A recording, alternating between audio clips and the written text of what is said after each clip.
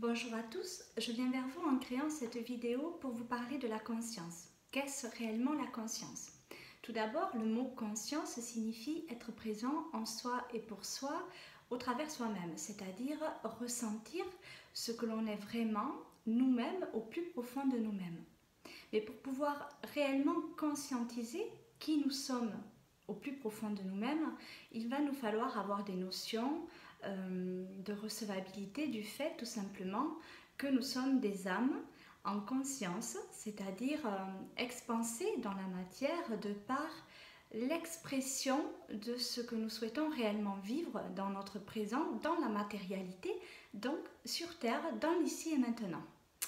En fait, pour faire simple, notre âme, située dans les plans supérieurs, dans les dimensions supérieures qui correspondent à votre taux vibratoire du moment, bien évidemment, émet un souhait de projection, si vous voulez. Donc elle va se projeter, elle va émettre un souhait qu'elle va projeter dans un corps humain, un corps physique.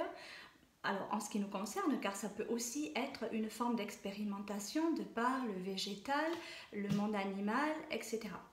Il n'y a aucune limite en ce qui concerne l'expérimentation souhaitée de l'âme qui émet un souhait propre et respectif au vu de sa propre évolution. C'est-à-dire que l'âme est en quête, bien évidemment, d'ascension, tout simplement. Donc en fait, elle veut rédempter aussi ces erreurs passées communément vécues parmi nous dans des vies antérieures par exemple. Donc elle émet un souhait qu'elle va matérialiser dans la matérialité au travers d'un corps physique. Elle se projette donc comme quand on fait un vœu, en fait, on souhaite quelque chose, on va le penser très fortement et cette chose-là, en fait, on va la générer, on va générer une énergie qui va la créer, tout simplement. Donc, on peut tout faire, on n'est absolument pas limité. Et l'état de conscience, c'est tout simplement l'influx de votre âme qui vous communique en fait son état d'être au moment même où vous pensez, donc qui correspond à votre état d'esprit. Donc en fait, si vous voulez, quand votre âme se projette dans la matière, elle se projette de par son état d'esprit, son état d'être, et de par ce lien en fait qu'est l'esprit qui vous représente en tant qu'être humain incarné sur cette terre. Au travers de ce lien, elle va vous influer, c'est-à-dire qu'elle va vous parler tout simplement. Elle va vous faire ressentir des émotions positives. Voilà, tout ce qui est positif, tout ce que vous allez ressentir dans votre vie, que ce soit dans le cadre professionnel, familial, sentimental, sportif, peu importe, à partir du moment où ça va vous procurer de la joie, une émotion positive, vous êtes en conscience. Là, c'est sûr, c'est votre âme qui vous influe et qui vous parle directement de par le lien de l'esprit. Donc, elle vous fait ressentir une énergie quelque part positive, une émotion positive, au but de vous faire croître, c'est-à-dire aussi de croire en vous et de vous dire à ce moment-là, j'ai une pensée, j'ai envie de faire ça, j'ai une émotion positive, je ressens de la joie, de l'engouement, un bien-être. Donc là, aucun doute, je suis en conscience, donc je peux y aller. Je suis guidée en fait par l'influx de mon âme qui me dit vas-y, c'est là que j'ai envie d'aller, c'est là qu'on a envie d'aller, puisque on travaille, j'ai envie de dire, main dans la main avec notre âme, et donc on est, voilà, on est des copilotes quelque part, voilà, pour notre bien-être absolu, bien évidemment. Donc, l'état de conscience passe par le bon discernement à acquérir au travers de notre état d'esprit. Plus notre esprit va être clair, plus nous allons parvenir à clairvoir en nous et pour nous l'influx de notre âme. Alors, je compare souvent en fait le corps physique à une voiture. Quand on conduit une voiture, plus le pare-brise est propre, mieux on va conduire. C'est-à-dire qu'on va mieux voir la route, mieux voir notre voie. Et pour l'âme, en fait, c'est pareil. Voilà, plus notre esprit va être clair, plus elle va pouvoir nous communiquer notre marche à suivre pour notre bien-être. Attention.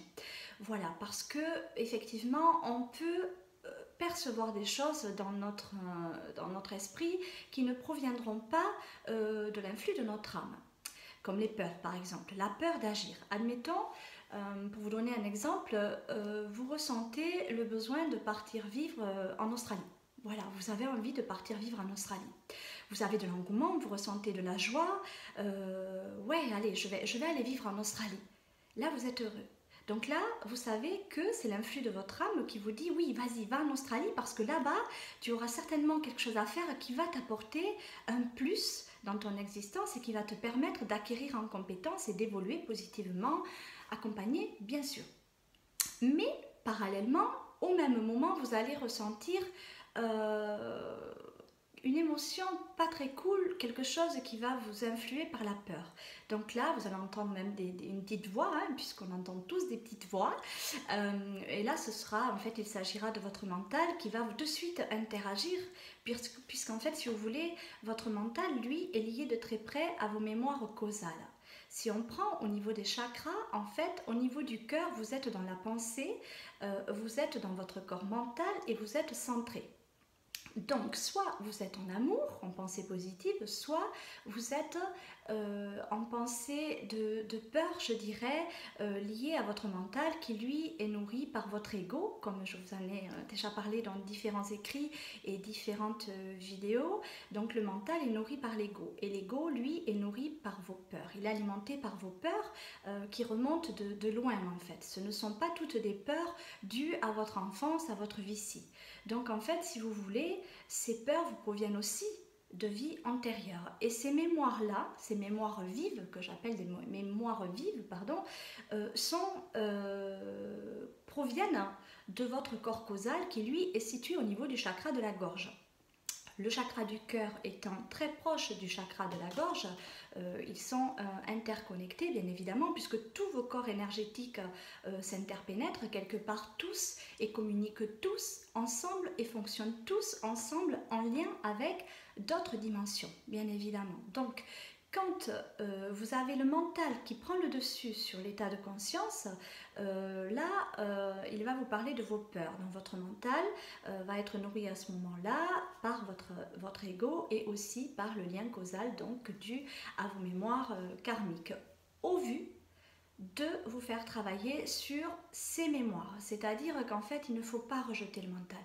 Le mental n'est pas votre ennemi, il fait partie de vous et à ce moment-là, quand vous ressentez des peurs, en fait, il est en train de vous influer, le mental vous influe, dans le but de pouvoir conscientiser vos peurs. Voilà, pourquoi j'ai peur, dans le but de vous faire interagir afin de conscientiser vos peurs.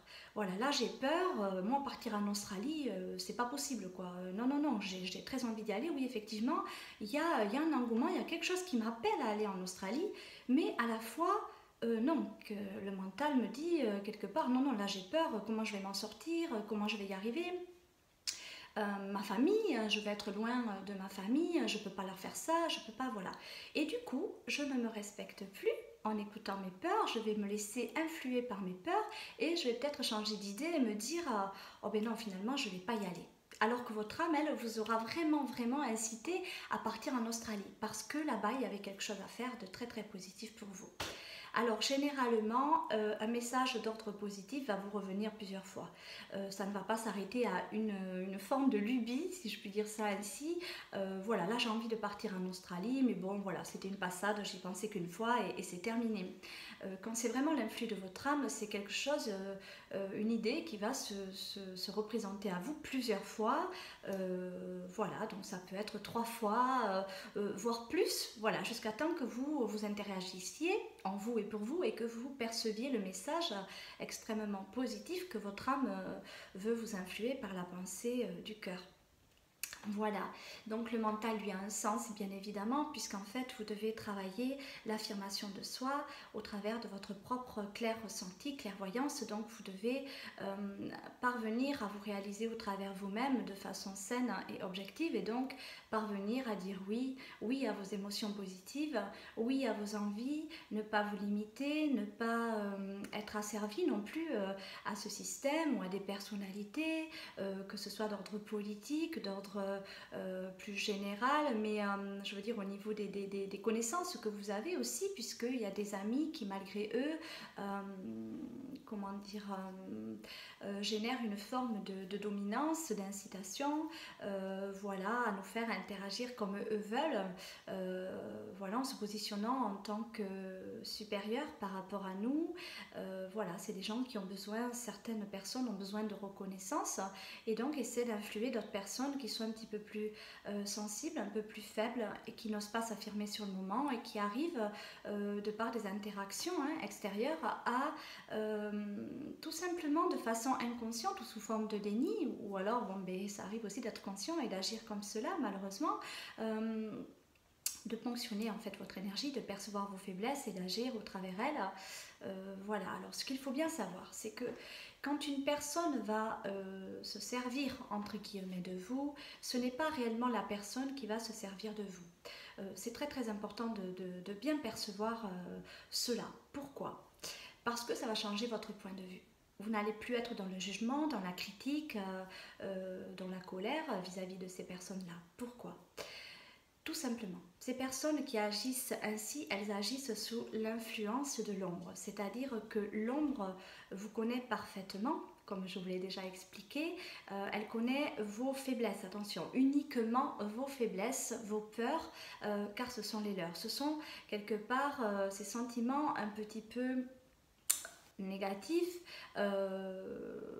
voilà, qui font que vous allez vous abaisser vibratoirement et donc atteindre leur plan vibratoire.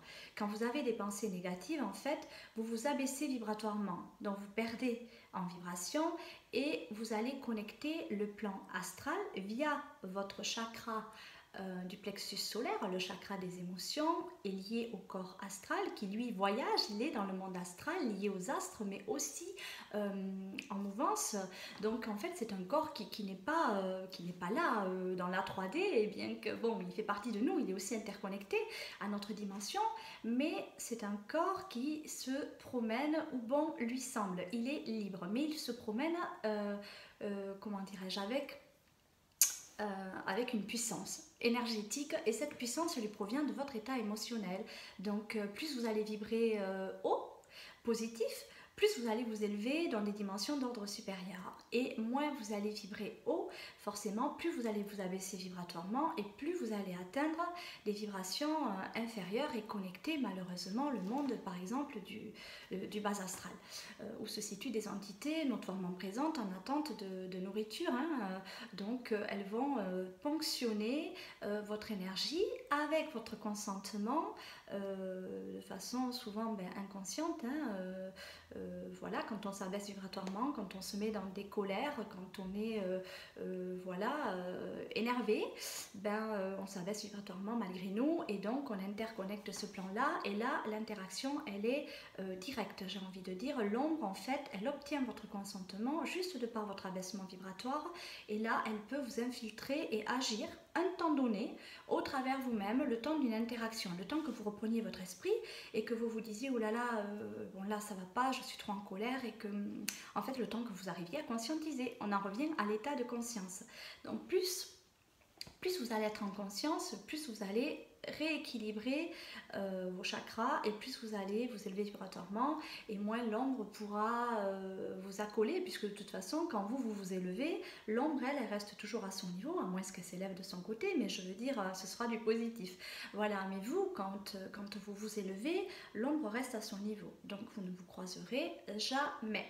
Voilà, donc ça c'est le côté super positif. Donc pour en revenir à mon exemple, en fait quand un ami est en colère après vous, il a failli quelque part, il s'est abaissé vibratoirement, et donc il s'est laissé infiltrer par une entité qui agit, qui interagit au travers lui-même. Alors ces entités sont en quête de nourriture vibratoire, d'énergie, puisque dans la 4e dimension, il n'y a pas comment dire, elles n'ont pas de possibilité de se nourrir sainement, dignement, puisqu'elles ne sont pas passées dans la lumière en fait. Donc ce sont des entités en quête de nourriture avec des addictions. En fait, si vous voulez, quand on meurt, on est les mêmes de l'autre côté, sauf qu'on n'a plus de corps physique. Et pour les âmes qui ne passent pas dans la lumière, ces entités pardon, ces entités qui ne passent pas dans la lumière sont toujours en lien, en connexion avec leur âme qui se situe dans une dimension supérieure, voilà, ou inférieure, ça dépend de quelle entité il s'agit. Et donc cette âme-là, en fait, voilà, elle n'a plus de corps physique, mais par contre, elle peut toujours ressentir les addictions, par exemple, qu'elle avait de son vivant. Donc si c'était une personne qui aimait fumer, ben, il est possible que quand vous fumiez, vous soyez infiltré par une entité en quête d'envie de fumer. Pareil pour l'alcool, pareil pour toutes sortes d'addictions. Si c'est une entité qui est en colère, ben, elle va profiter de votre abaissement vibratoire pour interagir au travers vous. Alors pourquoi je vous raconte tout ça? Déjà pour considérer le fait que quand on vous fait du mal, en fait ce sont des personnes humaines, des âmes incarnées en humains qui se font malheureusement posséder, qui se font ponctionner, qui se font asservir malgré elles, dû à leur consentement, dû à la loi de causalité, voilà, que ce soit malheureusement vraiment de façon, ça arrive, je veux dire, que l'on soit vraiment dans des colères sans savoir pourquoi, que l'on soit aigri sans savoir pourquoi, que l'on en veuille au monde entier sans savoir pourquoi réellement. Et à juste titre, puisqu'en fait on doit travailler sur soi. Et beaucoup de gens aujourd'hui cherchent des réponses extérieures, des solutions extérieures à leurs problématiques intérieures. C'est-à-dire que à chaque fois qu'on cherche une solution à l'extérieur ou une personne qui va nous apporter quelque chose de miraculeux, un changement, voilà, ben, on est dans l'erreur. Parce que quand on cherche quelque chose à l'extérieur, on ne peut pas trouver, on ne peut pas se trouver soi en fait. Et se trouver soi, c'est tout simplement être, comment dire, en conscience en fait. Si on n'est pas en conscience, si on ne parvient pas à se révéler être ce qu'on attend de nous-mêmes, on ne peut pas espérer attendre cela de quelqu'un d'autre d'un point de vue extérieur. Le changement doit passer par soi. Le changement doit venir de soi, la clarté doit venir de soi. Et pour arriver à cette clarté, pour pouvoir se révéler être ce qu'on attend de tous au travers soi-même, il faut une réelle prise de conscience sur son propre potentiel de discernement que nous sommes venus acquérir. En fait, beaucoup de personnes aujourd'hui s'éveillent de plus en plus et ça c'est magique. Je dirais vraiment ce mot magique parce que pour moi, voilà, dans le mot magique, c'est l'âme qui agit et au travers nous, voilà, et au travers de notre bon discernement. Donc à chaque fois qu'on a une émotion positive, écoutons-nous réellement, puisque là, on est sous l'influx de notre âme qui nous dicte notre conduite à tenir. Alors, elle le fait par amour, bien évidemment, puisque nul ne peut nous connaître mieux que nous-mêmes, que notre âme, qui a émis son souhait, comme je vous expliquais, qui s'est projeté dans la matérialité pour expérimenter un souhait d'évolution. Donc, votre âme étant directement reliée à Dieu, il y a une forme de transparence, si vous voulez. Tout est transparent aux yeux de Dieu, donc il sait tout. Et votre âme sait tout. Vous-même, vous savez tout, mais vous n'en avez plus conscience. C'est comme si, quand on s'incarnait, on nous effaçait une partie de notre psyché et qu'on aurait oublié certains paramètres en fait, si vous voulez, voilà, qui ne sont plus gravés sur notre disque dur et on oublie certains paramètres. Sauf que tout est gravé sur notre disque dur, tout est là, il n'y a plus qu'à prendre le CD, le mettre voilà, dans un appareil et de jouer en fait le scénario qu'on a envie de jouer le rôle qu'on a envie de jouer. Et je précise bien le mot jouer parce qu'on n'est pas ici pour du labeur ni pour de la tristesse ou pour peiner. Nous sommes ici pour évoluer en toute légèreté et surtout en toute liberté. On ne doit jamais, jamais se laisser dicter notre propre conduite. On ne doit jamais, mais vraiment jamais se laisser influer par quelqu'un, se laisser manipuler, se laisser asservir au travers d'un système qui ne nous correspond pas, qui n'est pas le nôtre et qui n'est surtout pas le souhait de notre âme, pour notre propre évolution objective qui est l'ascension vibratoire. On doit ascenser, on doit épurer, et pour épurer nos erreurs passées, c'est très simple, c'est vraiment très très simple. Pour épurer quelque chose que l'on a commis, on n'est pas jugé. On n'est absolument pas jugé, je veux dire Dieu est amour, Dieu ne juge pas. Voilà, je sais que certaines religions voilà, influent cela, mais c'est totalement faux.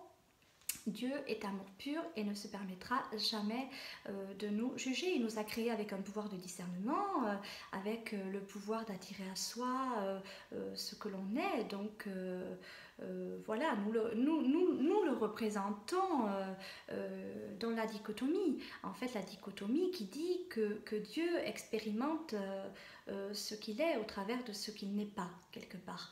Donc on a le droit, on a je veux dire, on a le pouvoir de discerner le bien du mal, le bon du mauvais, le bienfaisant du malfaisant, mais on a aussi le droit d'aller vers où on veut. On peut alimenter le positif comme le négatif. On peut attirer à soi du jour au lendemain tout ce qu'on veut.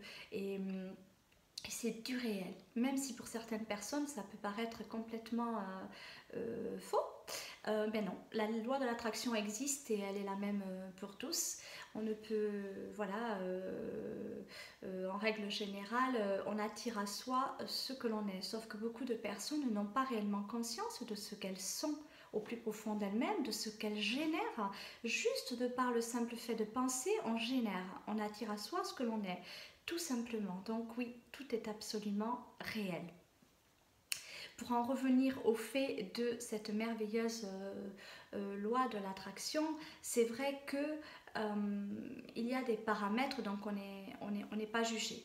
Mais de par cette loi de l'attraction, on va attirer à soi des circonstances et on va créer du karma.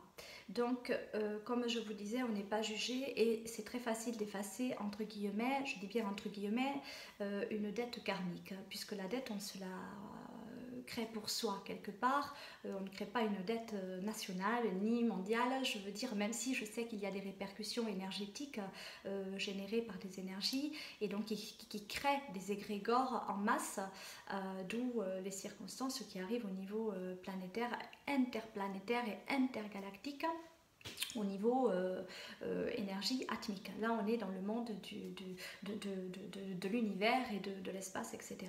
Donc, effectivement, quand on attire à soi, on génère pour soi avec des circonstances atténuantes et comment dire, avec des conséquences aussi de nos actes, paroles et pensées. Effectivement, on va attirer à soi des choses. Mais effectivement, on va aussi alimenter une énergie qui va rejoindre le plan vibratoire correspondant exactement à l'énergie qu'on aura générée et qui va, comment dire, s'accumuler un petit peu, qui va former, voilà, comme une masse quelque part de plus en plus grande et qui peut effectivement prendre de l'ampleur et créer, voilà, donc des égrégores qui vont un petit peu générer suivant ce que l'on a pensé. Alors plus on pense à amour, plus on crée des égrégores positifs et là, au niveau mondial, etc., tout est positif. Par contre, effectivement, si on pense à mal, ben, là, on va créer des égrégores négatifs et on va attirer des circonstances ben, comme les guerres, etc. Voilà. Donc, en fait, voilà. Donc, comment faire pour épurer un karma? Ben, c'est très simple, il suffit de conscientiser son acte, hein, sa pensée ou sa parole. C'est-à-dire prendre conscience qu'à un moment donné, on a fauté. Savoir reconnaître qu'à un moment donné, on n'a pas été parfait, qu'on n'est pas le meilleur. Voilà, c'est tout simplement ça. Si je commets une erreur et que je conscientise de suite derrière la hauteur de l'erreur que j'ai commise, je veux dire, ça y est, je veux dire, je suis pardonnée. Je me pardonne à moi-même mes propres offenses. Je n'ai pas à demander pardon à qui que ce soit, ben certainement pas à Dieu, puisque Dieu ne nous juge pas. Encore une fois, il nous a créés comme ça, avec un pouvoir de catalysation. Donc, on va catalyser des énergies positives ou négatives. Voilà. Donc, on attire à nous exactement ce que l'on est, avec des conséquences qui ont des répercussions sur nous, sur l'humain, en règle générale, et le cosmos, certes. Mais tout cela est consenti, j'ai envie de dire, par ces lois universelles, voilà, hein, qui disent tout simplement, dont une qui dit pardon, qu'on a le libre arbitre, donc chaque cause a un effet, chaque effet a une cause, et on attire à soi ce que l'on est. Mais à partir du moment où l'on conscientise, d'où l'état de conscience, voilà, quand on prend quelque part la mesure de l'ampleur des conséquences de nos actes, de nos paroles, de nos pensées, de ce que l'on a pu faire, quand on sait différencier le bien du mal, quand on parvient à ne voilà, à ne pas trop se prendre au sérieux, quand on parvient à ne pas être trop dans l'ego, on arrive vraiment à conscientiser, on est dans l'humilité, on est dans l'amour, on est dans le partage et donc on est dans la communion. Voilà, donc on perçoit qu'en fait si on fait du mal à l'autre, c'est comme si on se faisait du mal à soi-même. Et ça, c'est pas possible. On perçoit, on est empathique, donc en fait on est dans l'amour de façon constante. C'est ça aussi, être en conscience, c'est être en amour de façon constante. Donc, on va toujours être présent. C'est vraiment ça l'état de conscience. C'est être présent en soi et pour soi, être en harmonie, être bien, être vivant et vibrant, être là, pouvoir regarder des fleurs, pouvoir sentir l'énergie de la fleur, pas juste acheter une fleur pour aller l'offrir, la couper, lui enlever la vie et l'offrir. Je veux dire, on doit vraiment, pour agir au mieux pour nous, pour le monde, pour la planète, pour vraiment, pour l'univers, voilà, on doit toujours conscientiser nos actes, nos pensées et nos paroles. C'est primordial. Alors pour vous donner une petite clé sur ce qu'est le karma, j'ai fait un écrit là-dessus qui est court, il n'est pas très long, donc je vous invite vraiment à aller le lire sur mon site marimiriamperera.com. Voilà, dans la rubrique écrit divin, vous allez trouver cet écrit sur le karma.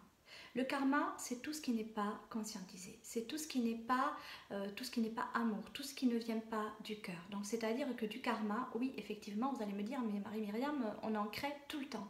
Et oui, le karma, on en crée tout le temps parce qu'on est dans la troisième dimension, parce qu'on n'est pas parfait, parce qu'on a beaucoup de mémoire, parce qu'on nous influe aussi dans cette société par la peur, on nous maîtrise, on nous maintient sous contrôle par la peur uniquement. Donc le jour où on n'a plus peur, c'est terminé. On n'est plus maîtrisé, on n'est plus sous contrôle et tout va bien.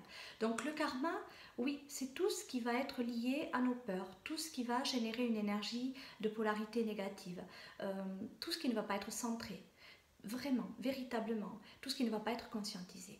Voilà, donc la conscience est égale à l'amour, égale au bien-être, égale à l'harmonie, à la paix, à tout ce qui peut vous apporter de la quiétude intérieure. La conscience, c'est être présent en soi, c'est penser à bien pour soi, mais surtout à bien pour tous, c'est se reconnaître aussi au travers l'autre, malgré ses faiblesses, savoir reconnaître que nous-mêmes, on n'est pas parfait, en toute humilité. C'est ça aussi, être des êtres d'amour, c'est reconnaître, voilà, sa part de lumière, humble. Être humble de cœur et reconnaître qu'on n'est pas parfait. Et quand on reconnaît que nous-mêmes, nous ne sommes pas parfaits, bah, du coup, voilà, on ne va pas juger autrui, on va juste percevoir. Il y a une grande différence entre juger et percevoir. Quand on est dans le jugement, on va attirer à soi la circonstance exacte de la hauteur de notre jugement, portée en apparence humaine, qui va attirer à nous la circonstance exacte de ce même jugement pour qu'on puisse travailler cet aspect-là de notre personnalité, que l'on puisse aller vraiment travailler cela pour ne plus justement être dans le jugement, pour notre bien.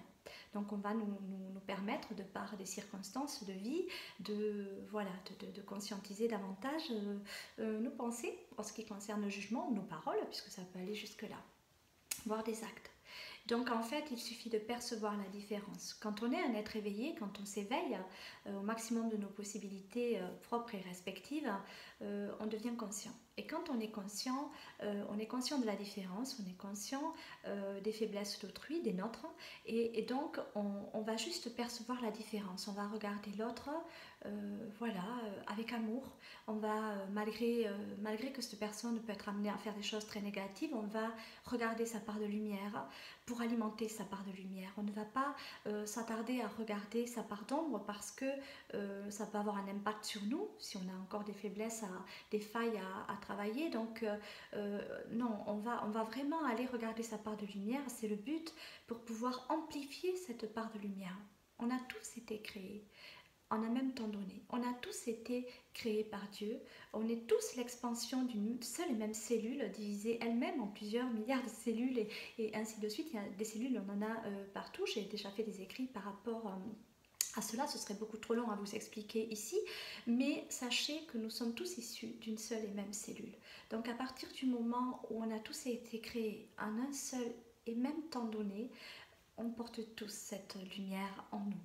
On a tous cela. Même les gens qui commettent des crimes horribles ont tous une étincelle de lumière au plus profond d'eux-mêmes. Même si cette lumière s'est éteinte, elle pourra toujours se rallumer. Pour cela, il suffit de le vouloir. Et ce n'est pas, encore une fois, en envoyant de la haine que l'on va éveiller cette part de lumière, que l'on va rendre cette personne aimable. Ce n'est pas possible. Au contraire, nous-mêmes allons nous abaisser vibratoirement et nous mettre à leur niveau vibratoire quand on va, alors je ne parle pas des crimes bien sûr, mais quand on va critiquer quelqu'un, on va s'abaisser vibratoirement et on va se mettre dans le jugement et donc on ne va pas être dans l'amour, on ne va pas être non, on ne va pas être dans l'amour. Donc en fait, j'aime beaucoup aussi cette phrase qu'on m'a enseignée il n'y a pas longtemps, que l'archange Gabriel m'a dite. En fait, à chaque questionnement que tu te poses, si tu as un doute sur ton état de conscience, en fait, pose-toi une question. Est-ce de l'amour? Est-ce que le choix que je vais faire ou que je dois faire représente l'amour en ce monde? Ou est-ce que je vais me faire plus de bien que de mal en agissant comme ça? Ou est-ce que je vais faire plus de bien que de mal à cette personne? Je trouve ces deux solutions vraiment miraculeuses pour notre discernement à acquérir au niveau de la conscientisation de nos actes, de nos pensées et de nos paroles à mettre en pratique au quotidien. Voilà, donc j'espère que cette vidéo aura vraiment pu vous apporter de l'aide au niveau de votre propre clairvoyance à acquérir. Alors vous avez tous un potentiel divin, absolument tous, vous pouvez tous clairvoir au travers de votre état de conscience, voilà, votre propre lucidité à acquérir en compétence. Donc n'hésitez pas à me mettre des commentaires si vous voulez des clés petit peu plus précises, peut-être avec des questionnements précis sur votre propre évolution à ce jour. N'hésitez pas à me demander conseil, je vous répondrai avec plaisir. Je vous souhaite tout le bonheur du monde et je vous dis à très vite pour d'autres vidéos.